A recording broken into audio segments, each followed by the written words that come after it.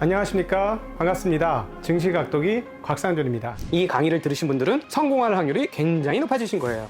여러분이 투자하신 시간과 가치가 여러분에게 실질적인 노후를 보장하는 수단으로 돌아올 것이라고 저는 믿습니다. 이거 우리끼리 비밀입니다. 이거 딴 데 가서 말씀하지 마세요. 이런 강의하는 사람 거기 아마 제 생각에는 없을 것 같아요. 이건 실전을 해본 사람만 아는 얘기예요.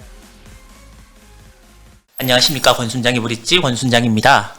오늘은 얼굴색이 좀 돌아오신 각도기님을 모시고 내년 전망 12월 달은 어떨까, 이런 것들에 대해서 한번 의견을 여쭤보려고 합니다. 네. 얼굴색이 많이 좋아지셨습니다, 못 보던 사이에.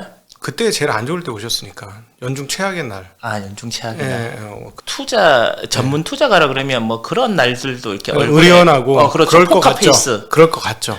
전혀 안 그렇습니다. 전혀. 인간은 다 그럼 똑같습니다. 올라오면 히히 이러고 떨어지면 이러고 소위 말하는 초 울트라 슈퍼 개미들도 빠지면 속상하고 올라오면 좋고 그렇죠. 그렇게 되죠. 그러면 여기서 궁금해지는 게 있는데 계속 히히거릴 수 있을까요? 일단 시장이 좀 아직도 비관주의가 있지 않습니까? 예, 그렇죠. 보통 뭐 거대한 박스피 뭐 이런 걸 내년 전망으로 내는 데가 되게 많더라고요. 네, 일단은 11월을 통해서 고비를 한 단계 넘기긴 했고요. 한번 조정이 왔어야 되는데 그 조정이 생각보다는 조금 많이 왔어요.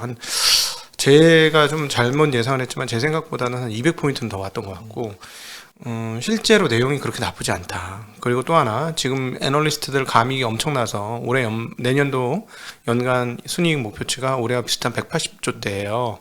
그런데 지금 드디어 서서히 삼성전자에 대해서 증액이 시작되고 있습니다. 그래서 바로 어제 우리 찍었던 노건찬 센터장님은 삼성전자의 이익을 60조 정도를 봐요.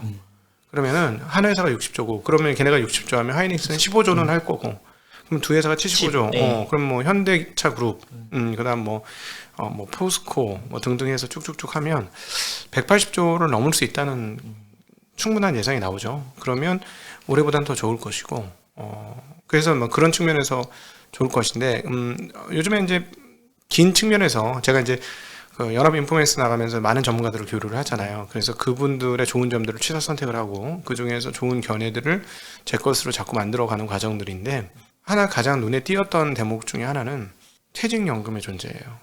근데 그분들보다 퇴직연금의 실전은 제가 더 강하거든요. 그렇죠. 먼저 하고 있으시니까. 실제로 IRP라든가 ISA나 이런 걸 하고 있는데 해당 수익률도 그다지 나쁘지 않은 상황이고, 직접 운영을 해본 상황인데 뭐 수익률은 이건 중요하진 않습니다만, 중요한 포인트는 뭐냐면, 최근 뉴스 중에 제 눈을 가장 크게 띄우게 했던 뉴스는 뭐냐면, 은행권에서 ETF 거래가 가능한 DC형 퇴직연금을 시작하고 있다라는 뉴스였어요. 네, 개인이 직접 운영을 할 수 있는 퇴직연금. 예. 퇴직연금엔 DC형, DC형이죠. DB형이 있는데, DB는 회사가 다 알아서 해야 되니까 네. 우리가 신경 쓸 게 없고, DC는 자기가 포트폴리오 배분을 해야 되는 건데, 이제 은행과 보험사, 보통 이제 DC형, DB형의 사업자는 은행, 보험, 증권 이런 데서가 사업자예요. 그러니까는 회사가 그런 그 증권보험 은행하고 거래를 해서 거기서 제공해주는 상품 리스트 중에 골라서 찍는 건데, 그 중에 ETF가 없었단 말이에요. 특별히 보험은 아예 아직도 없을 것이고, 은행도 없었어요. 근데 사람들이 이제 주식에 늘을 떴잖아요. 21년을 통해서. 네네. 그래서 이 사람들이 왜 ETF 없어? 못 사? 왜 주식 못 사? 왜 해외 주식 못 사? 국내 주식 못 사? 떠날래. 회사 바꿀래. 사업자 바꿀래. 바꿀 수 있으니까. 네, 요즘은 쉽죠. 하면 그럼 뭐 나 증권회사 바꿀래. 이런 것들이 생기니까 은행들이 깜놀을 하면서 이거를 바꾸기 시작했다는 뉴스예요. 근데 제가 참고로 저희 경력 중에 21년 경력 중에 4년은 제가 은행들하고 같이 일했습니다. 복합 지점에서 네, 일을 하신 소위 거죠? 말하는 PB 복합 점포, 은행 그 증권 복합 점포에서 일을 하면서 제가 경험했던 바는, 사람들은 증권에 자기 돈의 일부를 가지고 옵니다. 그리고 상당 부분을 은행에 넣어놓고 있고, 조금 더 많으신 분은 몇 개의 은행에 넣으시죠. 그래서 제가 관찰을 해보니까 증권에 맡기는 돈은 보통 10% 안팎이더라. 그래서 은행에 보통 그보다 증권에다가 맡긴 돈의 한 10배 정도 많은 돈을 가지고 있더라, 일반적으로 보니까. 제가 체험담이, 이거는 경험담이니까 틀릴 수도 있는 거긴 한데. 저는 반대입니다. 네. 저는 또 그 길로 못 갈 것 같으면 반대로 가자 주의여갖고 저는 그분들과 전혀 반대라고 말씀드릴 수 있습니다. 저는 더 하죠. 네. 저는 제가 더. 자, 그런데 어쨌든 그 10배짜리 시장의 문이 열리기 시작했다는 거예요. 퇴직연금도 훨씬 많아요. 은행보험이 압도적으로 많습니다. 증권보다 퇴직연금 사이즈가. 그러니까 퇴직연금 규모가 지금 뭐 이제 250 정도가 되는데 이게 앞으로 점점 커지잖아요. 2030년을 향해 가면 국민연금을 육박하는 수준이고 시간이 갈수록 국민연금을 돌파하는 수준. 국민연금 적립액보다 퇴직연금 적립액이 월등히 커요. 진짜요? 그럼요. 한 달치가 되잖아요. 맞구나. 국민연금보다 월급이 크잖아요. 그렇네요. 그렇죠. 한 달 월급이면 1년 국민연금 수준 되는 거 아닙니까? 그죠? 그러니까 성장 속도가 한 달은 안 되겠구나. 어쨌든 굉장히 성장 속도가 빨라요. 근데 이 자금이 증시에 눈을 떴다는 거예요. 놀라운 일이죠. 한국 건국 이래 최초의 일이에요. 네, 그래서 이렇게 되면 저는 장기적으로 중간중간에 조정은 계속 있겠습니다만 미국의 못지않은 흐름이 10년 정도짜리의 시기열로 보면 오고 있는 거 아닌가. 미국의 뭐 401k라고 그러듯이 그렇죠. 그 나라도 이제 그 연금을 이제 주식에 투자하게 하면서부터 지금의 네, 그 영감을 제공해 주신 분이 존니 선생님이에요. 우리 채널 나와서 별로 사람들은 안 봅니다만 신기하더라. 우리 채널이 존니 선생님 무시하더라고. 왜 그런지 모르겠어. 다른 데 가면 막 15만씩 나오고 막 조회수가 그런데 우리 오면은 12,000채 겨우 나오고 막. 제가 드리고 싶은 말씀은 있는데 네. 차마 못 드리겠습니다. 왜 채널 구독자로서 이 채널 구독자들이 약간 이렇게 좀 성향이 있습니다. 좀 컬이 높아. 예, 그러니까 좀 성향이 있어. 그래서 했던 말 또 하고 이런 거 별로 안 좋아하거든요. 제가 존니 대표님 뭐 책도 사서 읽어보고 뭐 선물도 해보고 했지만 그분은 항상 일관성 있게 꾸준히 같은 말씀을 하시기 때문에 아마 다른 데서 다 들으셔서 안 들으신 게 아닐까. 그럴 수 있겠죠. 하긴 우리 펀드 매니저가 듣는 채널이라니까. 네네. 어쨌든 그분한테 받은 영감 중에 하나가 그분이 실제 경험인데 미국에서 자기가 들어간 이유, 회사에 들어가기 전후로 해서부터 자산운용사 사이즈가 급격하게 커졌다. 이유가 뭐예요? 물어봤더니 401k 때문이다 라고 얘기하셨어요. 그럼 우리는 어떤가 하고 곰곰이 돌려서 생각해봤더니 우리도 이제 401k가 시작이 된 거예요. 미국의 차트를 장기 시계열로 놓고 보세요. 한 50년짜리 시계열을 놓고 보시면 80년대까지 근 20년을 거의 20년 가까이를 횡보합니다. 주식시장이. 횡보하다가 80년대 중후반부터 이게 치솟기 시작하면서 지금의 차트 영원한 우상향 같은 이 차트를 만들기 시작했고 최근에 더 가파르게 올라온 거거든요.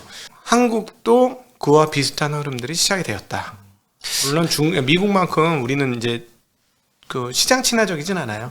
위험자산 친화적이진 않으니까 그 정도는 아니겠습니다만 그럼에도 불구하고 시작이 되었기 때문에 장기적으로는 우상향 박스는 가능하지만 지금처럼 10년 박스 한 번 튀고 10년 박스 한 번 튀는 로그 형식의 흐름은 아니지 않겠느냐라고 보고 있어요. 근데 많은 이제 뭐 증권 회사에서 연말이 되면 뭐 이제 뭐 코스피 상단 하단 이렇게 얘기를 하는데 그래서 이제 장기적으로 이제 박스피일 것 같다. 3,000을 기점으로 두고 뭐 많이 올라봤자 3,300, 400 떨어져 보면 2,700 정도 그 안에서의 범주를 못 벗어날 것 같다라는 얘기를 굉장히 많이 하시던데 각도기님은 그런 견해와는 조금 결이 다르신 거죠?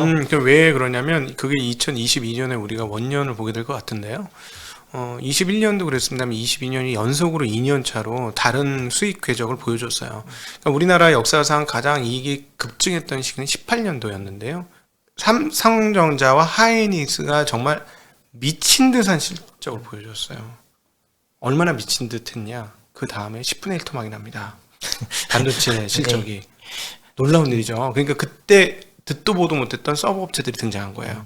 그 전부터 서버 업체들이 있었는데 서버가 급증했던 시기가 2016년 이래 18년까지였어요. 저게 저렇게 컸어? 뭐 이제 그때 처음 우리나라는 18년 이후에 데이터 센터란 걸 들었죠. 그 전에 증권에 주식시장에 있는 사람 데이터 센터가 뭐야 이랬는데 그게 뭔데? 이랬던 세상이거든요. 그러니까 그게 이제 폭증을 하면서 새로운 세상이 생기면서 산업이 생기면서 그렇게 됐는 건데 이번에 드디어 그걸 돌파했잖아요. 2021년에 그 이익을 돌파했고 2022년에 또 돌파를 할 건데 그때와 다른 건 그때는 진짜 원탑 반도체로 끝냈어요. 그냥 걔네가 다 끝낸 거예요. 걔네가 캐리를 끝냈는데 이번에는 업종이 다양합니다. 뭐 배터리도 있고 자동차도 있고 철강도 있고 뭐 철강도 있고 화학도 있을 것이고 소비재도 있고 정말 다양한 거예요. 심지어는 바이오도 어느 정도는 기여를 할 거니까 이번에는. 그러면 이렇게 이제 다양하게 이제 우리나라의 그 이제 산업들이 내년에도 꾸준한 이익의 성장을 할 것 같다라는 생각을 갖고 계시는데 그 중에서 각도기는 어떤 섹터, 어떤 네. 업종에 가장 관심이 있고 공부를 많이 하고 싶으신지. 좋은 포지션은 건설 포지션을 좋은 포지션으로 보고 있고요. 그 다음에 철강은 계속 째리면서 중국을 째리면서 진짜 생산이 줄어드는 게 확실한가? 그렇다면 오케이. 왜냐면 가격 정말 싸거든요. 그렇다면 그것과 더불어서 화학도 일부 다시 오케이. 다시 오케이. 작년 좋았죠. 네. 작년 초까지. 좋았다가 이제 다시 죽었죠. 다가, 예. 죽었으니까 기회가 떠올 수 있다는 건데, 근데 제가 보기에는 이익 규모로 보면 화학도 좋긴 한데 철강이 조금 더 그림새 좋아 보이고요. 그럼 뭐 당연히 자동차 좋을 거고요. 왜냐하면 드디어 작년에 못 팔았던 만큼을 파니까 신차 게다가 가격도 올려서 예, 예. 그래서 그 부분 좋을 거로 보여지고 컨텐츠는 잘 모르겠어요.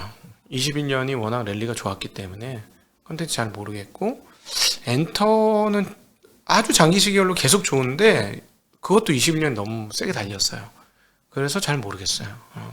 예. 그러면 메타버스는 내년에 뭐 그 애플에서 뭐예요? VR 기계 나오죠. 기계도 그거는 나오고. 굉장히 큰 사건이에요. 그런 측면에서는 오히려 반도체가 좋습니다.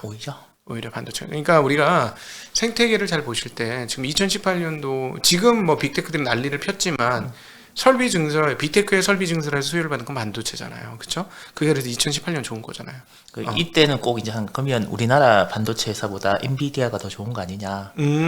미국 반도체 회사들이 싹스라 그러나요? 쏙스라 그러나요? 맨날 이제 유동원 본부장이 말씀하신 그쪽 계열이 더 좋은 거 아니냐라는 질문이 또 나올 수도 있을 것 같은데요. 일단은 VR 기기가 나오는 그 시점부터는 반도체 회사들이 좋습니다. 왜냐하면 반도체 개수가 DRAM 반도체 개수가 상당히 많이 쓰여질 거예요. 이거는 이제 노근창 센터장님과의 대담에도 나왔습니다만 VR 기기에 카메라를 몇 개 쓰는지 아세요? 모르겠어요. 8개 써요. 8개를 어디다가 달죠? 8개를 쓰면 무슨 말이냐면 8개를 쓰면 8개 각각 뒤에 CIS CMOS 이미지 센서가 필요해요. 그건 반도체예요, 일종의. 그 소니가 제일 잘하고 있는 거 아니에요? 그다음에 2등이 삼성이죠. 근데 따라잡을 것 같아요. 근데 그런 거를 구동시키려면 DRAM이 필요합니다. DRAM이 그래서 6기가, 8기가 막 이렇게 필요할 거예요. 근데 카메라가 많이 달릴수록 더 많은 구동 칩이 필요한데, 자, 애플이 만들면 누가 따라 만들까요? 중국 애들이 따라 만들겠죠. 한국에서도 만들겠지만 중국 애들은 소프트웨어 실력이 떨어지기 때문에 애플이 4기가, 6기가 달면 걔네는 8기가, 16기가 달아야 돼요. 소프트웨어 실력이 떨어지면 그렇습니다. 지금 핸드폰을 보면 사실 좀 그렇죠. 그렇죠. 지금 안드로이드 진영에서는 뭐 12기가까지도 많게는 12기가도 쓰고 6기가는 그냥 다 기본 받고 근데 애플은 프로에만 6기가 박나 그래요. 굉장히 짜게 박아요. 그러니까 그 애플의 그 소프트웨어의 능력이긴 한데요. 근데 그 업로드 해보시면 알아요. 정말 느려요. 애플이 업로드. 제가 주말 찍는 거는 컨텐츠 찍는 거는 애플로 찍는데 업로드하면 정말 답답해 죽어요. 그렇게 늦습니다. 그 양평에서 올리셔서 그런 거 아닙니까? 아니야. 양평에서 올려. 여기 여의도에서 올린 건 금방 올라가고. 저희 집은 그 통신 환경이 양평에서 제일 좋은 아주 비싼 프리미엄 15,000원인가 더 준 거예요. 최근에 이사 가셨나요? 아니요. 제가 가봤던 데는 가장 좋은 지역은 아닌 것 같던데. 집 안으로 들어오면. 집 안으로. 집 안으로 들어오면. 다음번엔 집을 조금 더 자세히 보고. 트래픽 속도가 굉장히 빠릅니다. 네. 알겠습니다. 우린 2개나 달려 있어요 집 안에. 네. 그러면 오히려 반도체 회사들 메타버스 보통 제가 왜 여쭤봤냐면 메타버스든 NFT든 이러면 사람들이 새로운 것들 새로운 회사 그거 한다는 회사 이런데 이제 투자를 해야 많이 먹을 수 있다는 생각을 하거든요. 그 측면에서는 해외 업체들이 굉장히 많아요. 그 우리 그때 단테하고도 얘기를 했습니다만 그때 유니티, 리얼 엔진 뭐 이런 회사들 있고 그다음에 이제 소프트웨어 가속을 걸어주는 뭐 케이던스 이런 회사들은 다 우리나라에 없어요. 그리고 시스템 반도체를 도와주는 업체들 생태계들은 한국에 거의 없어요. 그래서 그런 업체들은 그냥 계속 좋을 것 같고 중간에 하여튼 물건 엔비디아도 좋긴 하죠. 근데 엔비디아 주가가 이미 상당 부분 많이 올라서 그렇게 따져보면 삼성전자는 거저지 엔비디아에 비하면. 그렇죠. 왜냐하면 제 엔비디아 몇 주 안 갖고 있는데 수익률이 삼성전자랑 비교가 안 되니까 삼성전자 하이닉스는 오히려 상당히 기회가 올 거다. 그런 새로운 기회가 와도 그렇고 일단 반도체 업종은 그런 측면에서 올해 2022년에 상당히 좋게 보입니다. 그러면 메타버스는 실체가 내년부터는 조금 보일까요? 저는 이렇게 봐요. 항상 그렇지만 애플이 VR 기기를 만들면 조금 더 고쳐야 될 거는 같아요. 근데 이건 사실 철학적인 그 개념이 굉장히 많이 녹아 들어가 있어요. 메타버스가요? 그럼요. 어떤 의미에서? 무정부주의자들이에요. 암호화폐하고도 또 연결시켜야 되는 거 아닙니까? 당연히죠. 이게 무슨 말이냐면 난 너희의 정치권을 믿을 수가 없어. 너희들이 말고 우리가 세상을 한번 만들어 볼 거야. 그러니까 유니버스잖아요. 메타 유니버스. 그러니까 메타 유니버스니까 딴 세상이라는 얘기예요. 딴 세상 뭐냐? 난 현실 세계를 인정하고 싶지 않아. 딴 세상이면 어떻게 되냐면 지금 기존의 세상이 가지고 있었던 중앙 권력이나 이런 것에 대한 거부감이 기본적으로 깔려 있는 거예요. 그러니까 크립토커런시가 있는 거죠. 그러니까 우리가 그 속에서 알아서 세상을 만들 거고 초민주적인 세상을 만들 것이고 탈권력적인 세상을 만들 것이고 무제한적이고 그리고 뭐랄까 보안 자체도 신경을 안 쓰는 수준의 그런 보안, 그러니까 보편적 보안. 그러나 중앙 권력과는 탈중앙화된 그런 것들 세상에서 우리가 세상을 만들겠어라는 거거든요. 저는 개인적으로 조금 회의적이에요. 이 세상이 완성될지에 대해서는 상당히 회의적입니다. 왜냐하면 이거 조금 시간이 없는데 이거 얘기까지 하려면 요거는 다음번에 하시는 네. 걸로 하고 네. 일단 내년에는 애플이 그 기계를 만들어내면 항상 어떤 얘기를 하셨을 때 언제 그거 돼요? 그러면 일단 기계가 깔려야 된다. 그럼요. 디바이스가 이런 네네. 말씀 많이 하셨는데 내년에 시초가 될 수는 있겠다. 그럼요. 내년에 그 길이 조금 열리면서 그리고 이제 그 실제로 메타 페이스북에서 만드는 그 오큘러스 2 이제 곧 3가 나오는데 저 실제로 그건 봤습니다. 그 네. 영상 구현하는 거 이렇게 봤는데 굉장히 그래픽이 좋은 것도 있고 네네. 뭐 아직까지 많이 어지럼증도 네. 덜 하다 그러더라고요. 네, 그래서 상당히 빠른 진보를 하고 있어요. 그래서 그거를 시작으로 해서 애플이 그 정도로 나온다는 건 애플이 등장할 정도로 생태계가 일부 구성되어 있다는 얘기가 되기 때문에 그러면 이제 그 시장은 내년부터 이제 시작이다라고 보는 게 맞겠고 올해는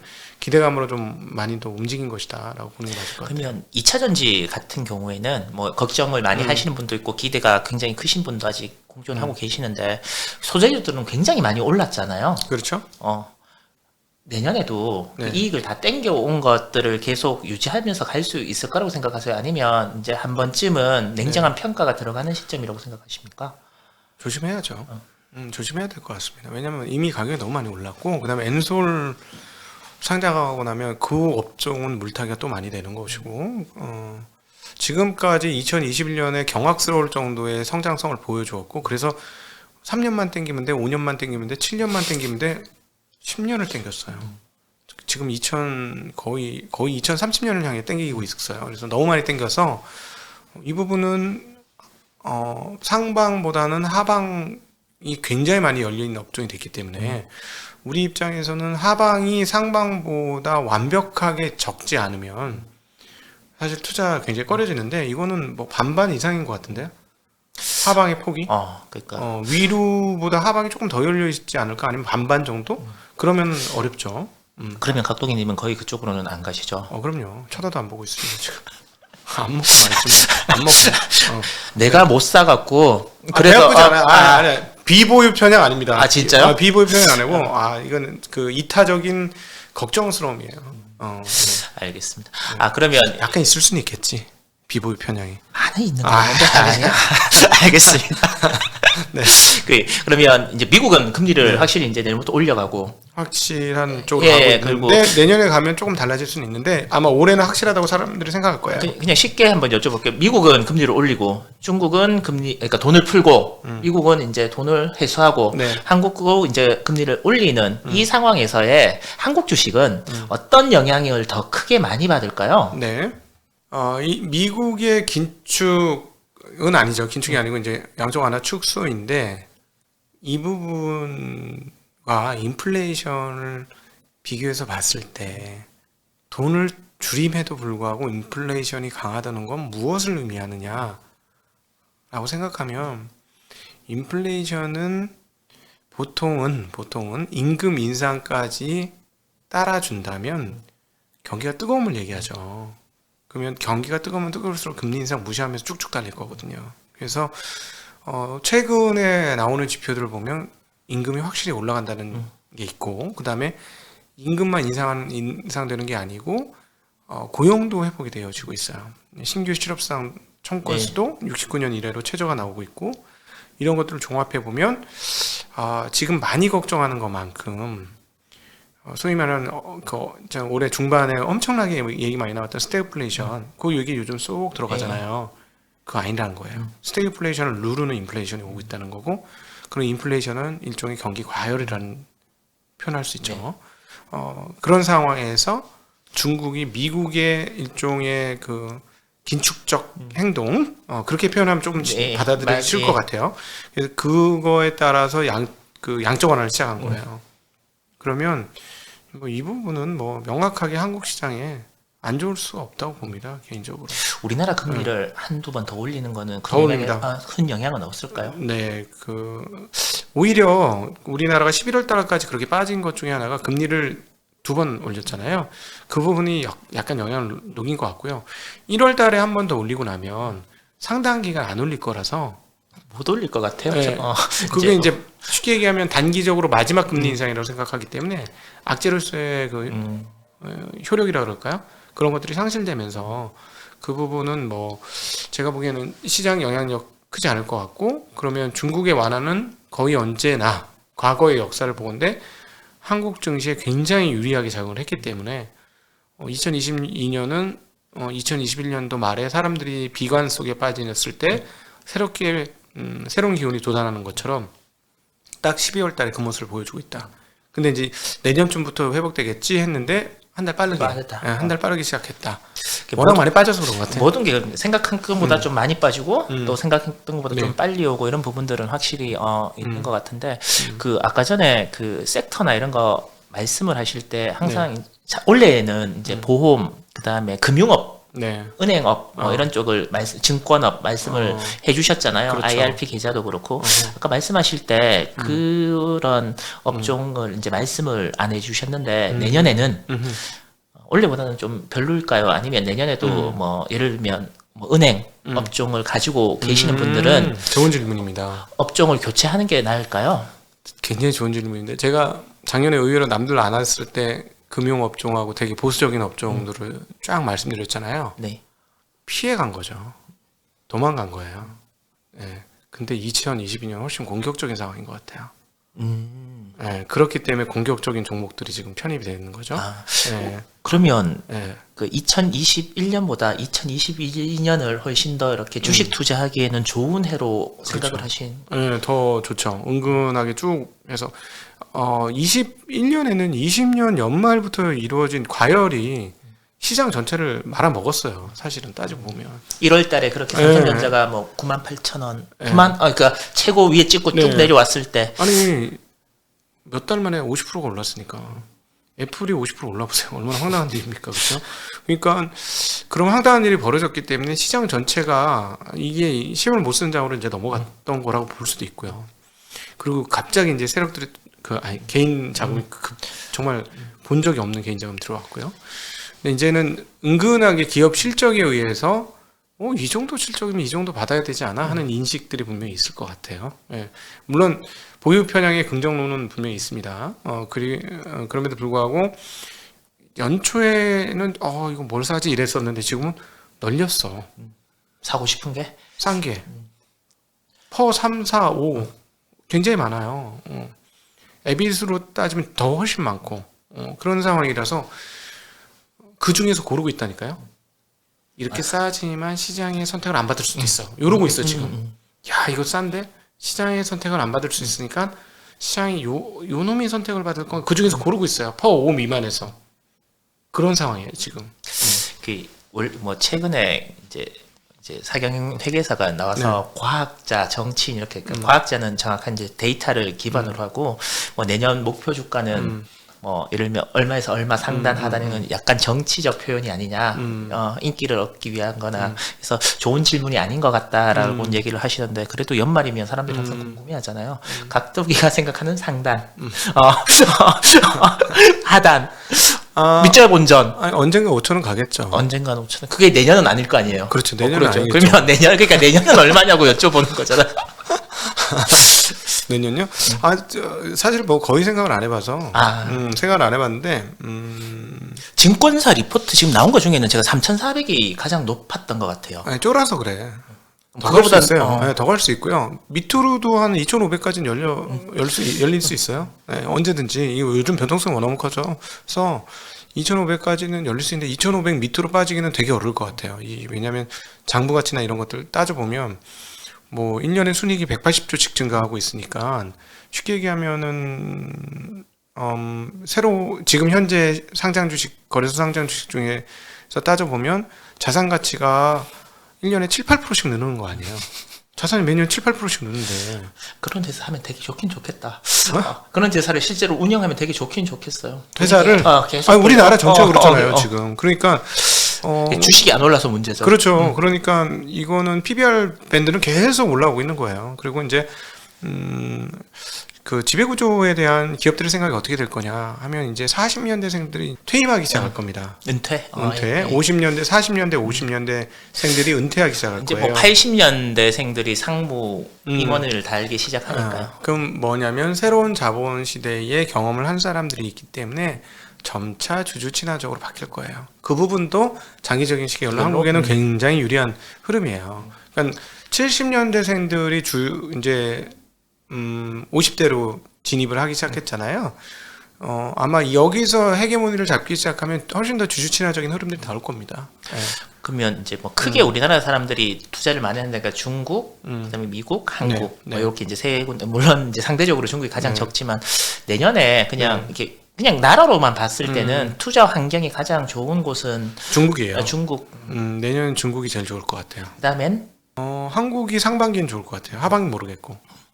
만약에 이제 그다음에 미국 뭐 이렇게 이제 생각을 하반기에는 미국이 좋을 수도 있죠.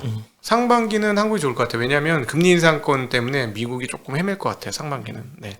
그러면 각도기님은 예를 들어서 이제 상반기는 한국이 좋고 이제 하반기나 이때쯤 되면 이제 상대적으로 미국이 좀 더 좋을 수 있다라는 이제 물론 상황에 따라서 바뀔 수는 있겠지만 그렇게 하면 지금 가지고 있는 현금 보유 비중이나 이런 부분이 포트폴리오를 조정하실 의향도 있으신 건가요? 그때 지음이 되면 아니면 기업을 믿고 그냥 계속 저는 이제 현금 보유 비중이 없어요.